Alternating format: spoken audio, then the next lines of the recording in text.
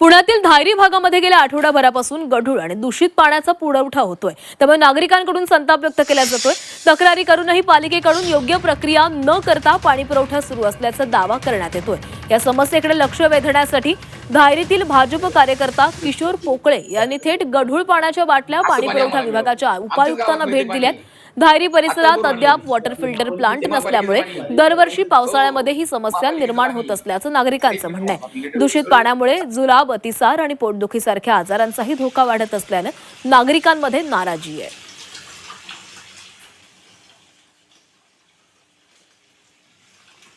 प्रचंड गढूळ पाणी येत आहे।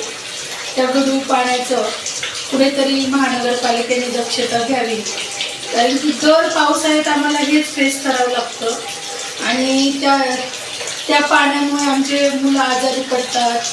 पुरेशा हॉस्पिटलचा खर्च वाढतो। पाणी शुद्ध करण्यासाठी वेगवेगळ्या प्रक्रिया कराव्या लागतात। पुढे तुरटी पाण्यामध्ये किंवा विकत पाण्याचे जार घ्यावे लागतात।